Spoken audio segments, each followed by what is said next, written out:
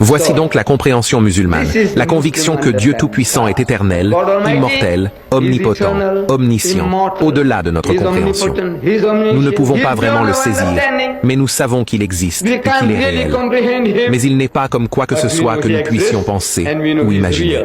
Il n'est pas comme un homme, pas comme un singe, pas comme un éléphant, pas comme un serpent. Tout ce que vous pensez ou imaginez n'est pas lui. Dieu Tout-Puissant est absolument unique. Il est absolument unique. Le chrétien dit qu'il est unique. Le juif dit qu'il est unique. Mon cousin hindou dit qu'il est unique. Nous disons qu'il est unique. Je demande, qu'est-ce qui est unique? Unique signifie qu'il n'y a rien qui lui ressemble. C'est cela, unique. Dieu est unique. Il n'y a aucun autre Dieu que vous puissiez comparer à lui. Il est unique. Jésus-Christ, je pose la question.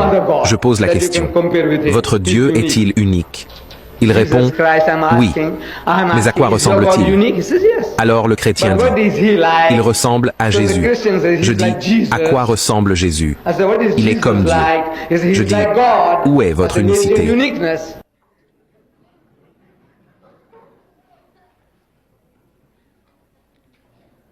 Maintenant, qu'est-ce qui fait de Jésus un Dieu? Voyez, nous devons demander, qu'est-ce qui pousse nos frères et sœurs chrétiens à dire que Jésus est Dieu? L'un des arguments qu'ils avancent est qu'il est né miraculeusement. Il est né sans père humain, ce avec quoi nous, musulmans, sommes d'accord, car cela fait également partie de notre foi, que Jésus-Christ est né sans aucune intervention masculine. Nous le croyons. Et nous n'avons pas besoin de preuves de la part des chrétiens pour nous en convaincre, car sur l'autorité de ce livre, le Saint-Coran,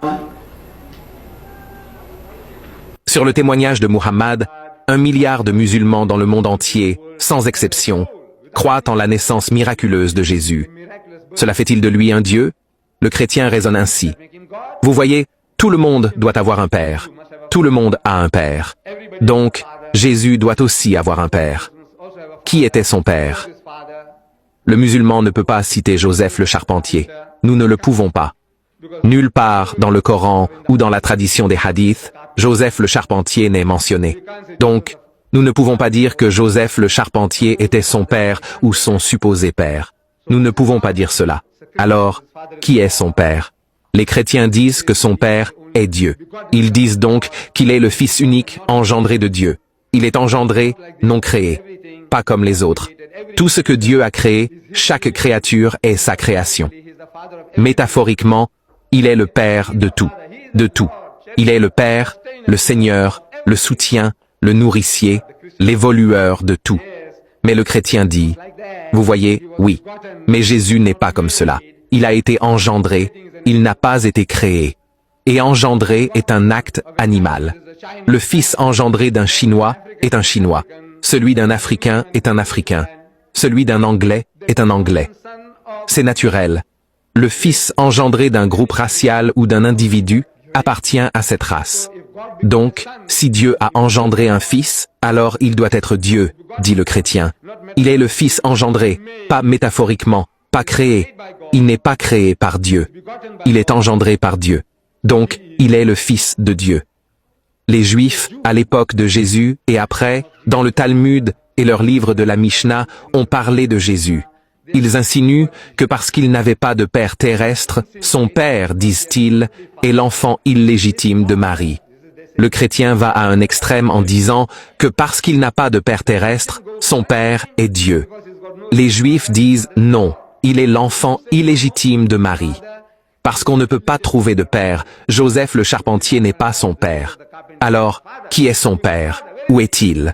Donc, il est illégitime. Quelle est la position musulmane? Le Saint-Coran nous l'indique. Il nous dit quelle position nous devons adopter. Allah dit dans le Saint-Coran,